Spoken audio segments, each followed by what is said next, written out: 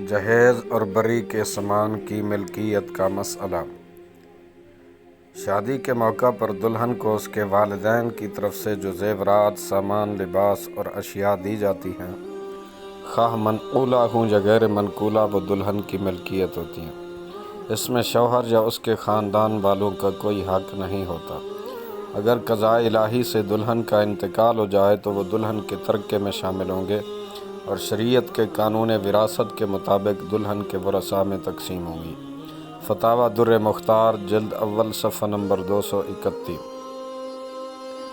ہر شخص جانتا ہے کہ جہیز عورت کی ملکیت ہوتا ہے، اس میں کسی اور کا حق نہیں ہوتا۔ فتاویٰ رد المختار جلد 2 صفحہ نمبر 235۔ آگے ہے کہ ہر شخص جانتا ہے جہیز عورت کی ملکیت ہوتا ہے جب شوہر اس کو طلاق دے دے، وہ تمام جہیز لے لے گی۔ جب اس عورت کا انتقال ہو جائے تو وہ جہیز بطور ترکہ اس عورت کے وارثوں کو ملے گا۔ امام احمد رضا خان قادری رضوی رحمۃ اللہ علیہ لکھتے ہیں کہ جہیز ہمارے شہروں کے عرف عام میں خاص ملک زوجہ ہوتا ہے، جس میں شوہر کا کچھ حق نہیں۔ طلاق ہوئی تو کل لے لے گی، مر گئی تو اس کے ورثاء پر تقسیم ہوگا۔ فتاویٰ رضویہ جلد 12 صفحہ نمبر 202۔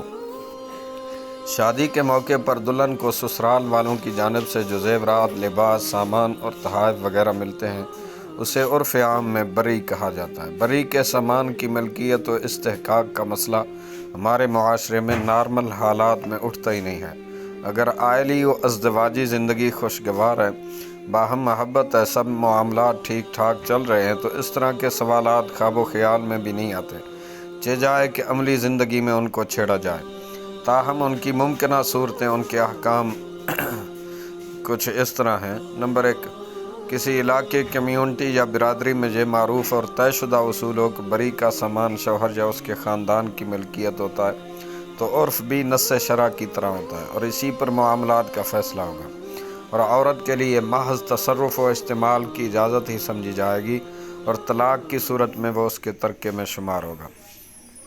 نمبر 2، شادی کے موقع پر باقاعدہ تحریری طور پر یا زبانی طے کر لیا جائے کہ بری کا سامان کس کی ملکیت ہوگا، تو بعد میں اسی کے مطابق عمل ہوگا، اور بہتر یہی ہے کہ شادی کے موقع پر نکاح نامے میں یہ درج کرایا جائے کہ بری کے زیورات اور سامان کس کی ملکیت ہوں گے، تاکہ بعد میں خدا نخواستہ طلاق یا شوہر کی وفات کی صورت میں تنازع نہ پیدا ہو۔